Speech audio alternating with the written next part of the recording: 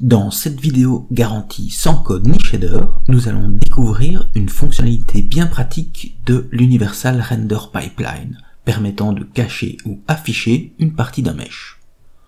Aujourd'hui, les amis, nous manipulons les stencil buffers grâce aux render features. Bonjour à tous, étant une véritable quiche en création de shaders, je suis passé plein de fois à côté des opportunités que ceux-ci pouvaient nous offrir. Je dois donc vous avouer que je suis un très grand fan des render features et j'ai vraiment hâte de vous les faire découvrir. Mais avant ça, prenez quelques secondes pour vous abonner à la chaîne si ce n'est pas encore fait et à cliquer sur la petite cloche afin de ne pas rater les prochaines vidéos. Maintenant, c'est parti.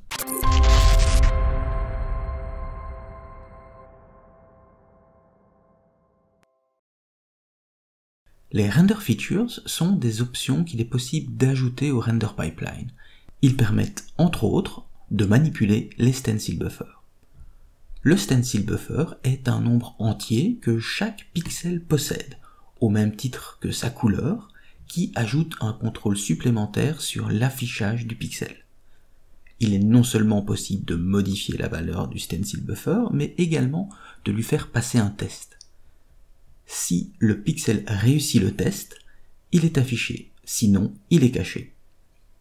Voyons comment faire cela dans Unity. Pour utiliser les render features, il faut d'abord importer l'Universal Render Pipeline, ou pour faire plus simple, URP. Il vous faut donc une version de Unity ultérieure à 2019.3. L'URP peut être intégré à votre projet de deux manières différentes. La première, vous créez un nouveau projet à partir d'un template URP. La deuxième, vous l'importez dans un projet déjà existant grâce au Package Manager.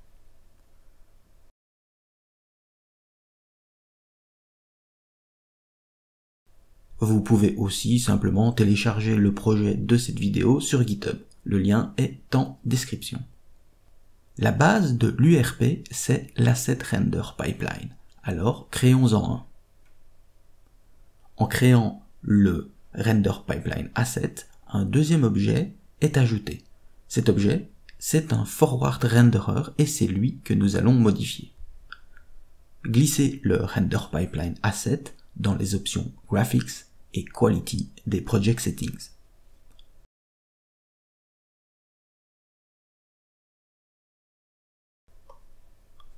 Donc, pour le moment, les deux danseurs se chevauchent en toute amitié. Mettons un peu d'ordre dans tout ça. Les render features utilisent des calques pour savoir quels objets influencer. Créons donc 4 calques, 2 pour les masques et 2 pour les objets qui seront affectés par ces masques. Affectons ensuite chacun des danseurs à un calque différent. Pareil pour les murs de couleur.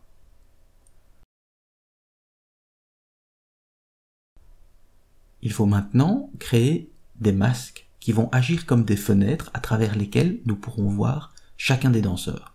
Ajoutons donc 2 quads pour parfaitement boucher le cube et changeons leur calque pour masque 1 et masque 2.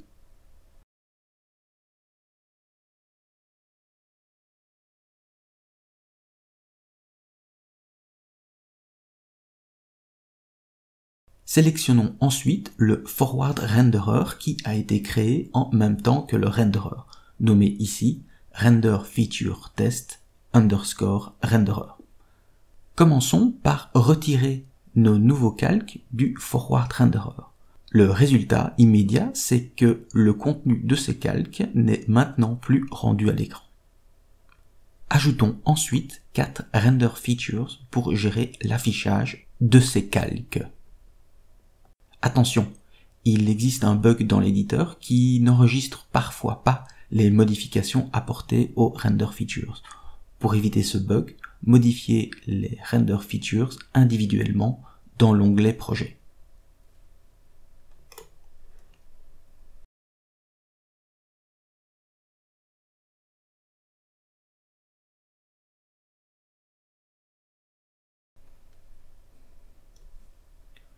Dans le Render Feature Mask 1, sélectionnez l'Event Before Rendering Opaque pour que le rendu du calque lié au Render Feature soit effectué avant les autres shaders opaques.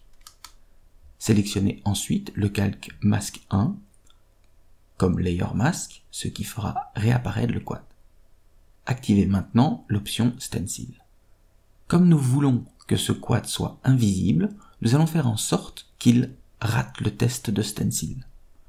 Pour cela, il suffit de vérifier si le stencil buffer de chaque pixel est égal à la valeur 1.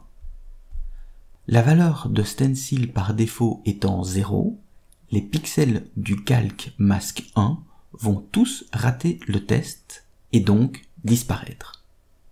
En plus, demandons à ce que la valeur du stencil passe à 1 pour chaque pixel ratant le test, c'est-à-dire tous les pixels du calque. Faisons maintenant la même opération pour le calque Mask 2, mais avec cette fois une valeur de 2. Le résultat est un masque invisible dont tous les pixels ont un stencil buffer de 2.